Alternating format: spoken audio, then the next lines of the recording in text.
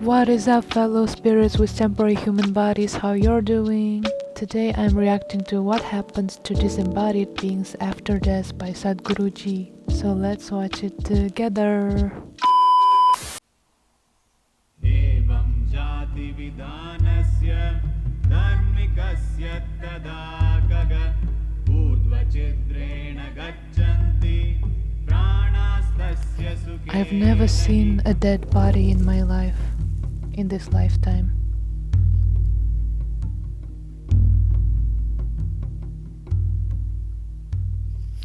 How does Sadhguru have information about everything?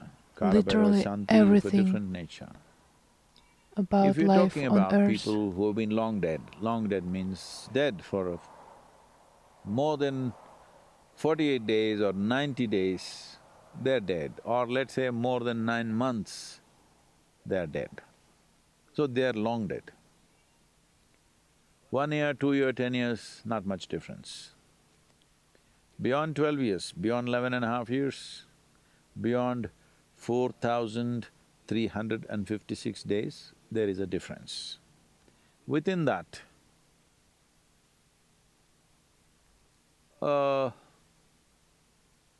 if a person died, see the problem is this, that one must understand, socially here for us, death is death. How they died doesn't matter. The person is missing, that's all we know, being here. But death is not the same thing for all, as life is not the same thing for all. So many millions of children are born every day. Do all of them play out the life the same way? Similarly, so many million people die every day, or hundreds of thousands of people die every day, and life does not play out death does not play out the same way, because death is just another dimension of life. Similarly, as life does not play out the same way for every person, death does not play out the same way for every being, it all depends on how. So, Shanti is done more as a kind of an effort. If any help is needed, we want to provide that for our ancestors, for our forefathers, or our grandfathers, or fathers, or mothers, or whoever.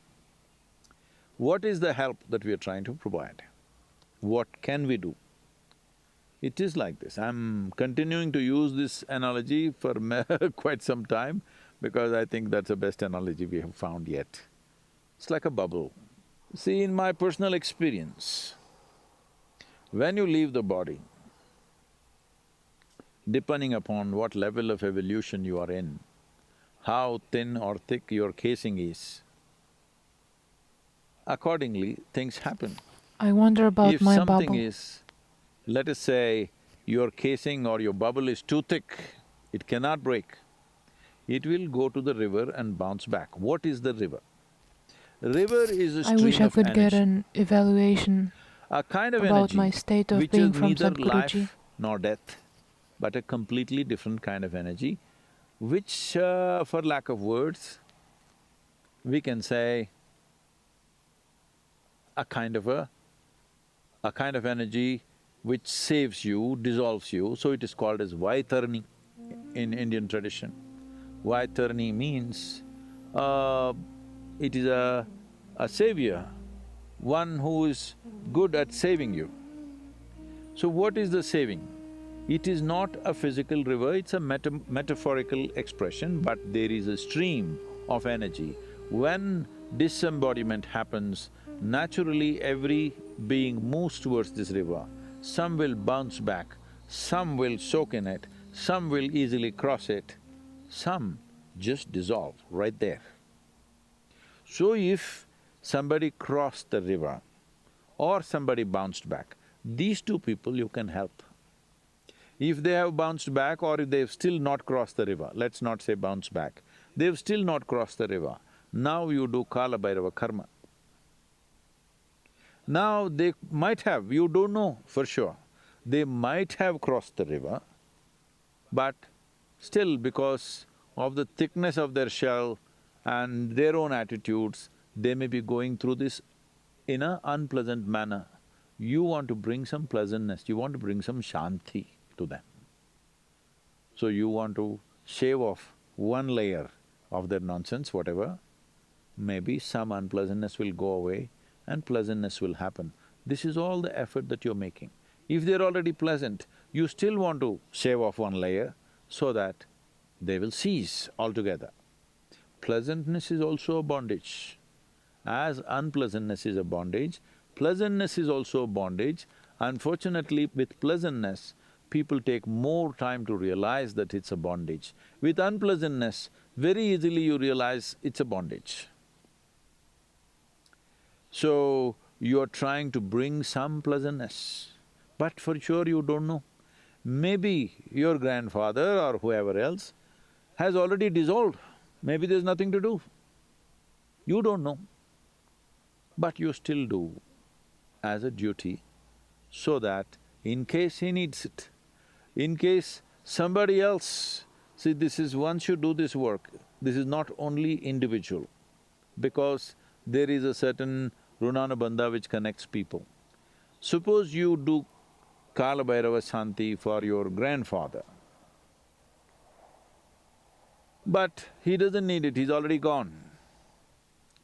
Now, your grandfather's brother may be there, whom you don't care about, but he may benefit. I hope it's okay with you.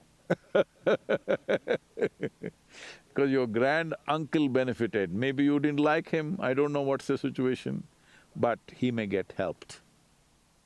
So people connected with that kind of Runanabandha may get helped, somebody else who is not even your relative may get helped. So this has been kept as a culture that you must keep doing Kala Bhairava Shanti. It doesn't matter whether your ancestors are hanging around there or not, we don't know. Maybe they've dissolved, maybe they've attained to mukti, maybe they're come back and reborn and again, it doesn't matter what, you keep doing it so that all the related people will benefit from that.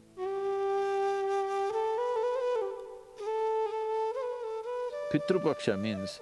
Pitru means doesn't just mean your father or your grandfather. Everybody who is the source of our existence is our Pitru. So you want that to happen to all the people connected. It doesn't matter, we like them, we didn't like them, we knew them, we did not know them, but all related people to whom we can do something, we do something.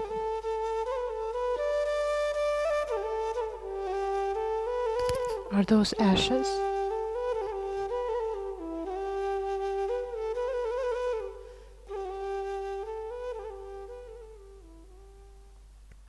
So it's like our ancestors' energies are connected, like my DNA is connected to my ancestors. So when you do this process, it helps to dissolve that bond, that DNA. I don't know what I'm talking about. I've heard some people say that when we're about to be born, we choose our families, we choose the bodies and everything. But some enlightened beings, including Sadhguruji, say that those spirits are just attracted to certain bodies, families, they don't even choose. They're just like unconsciously led there.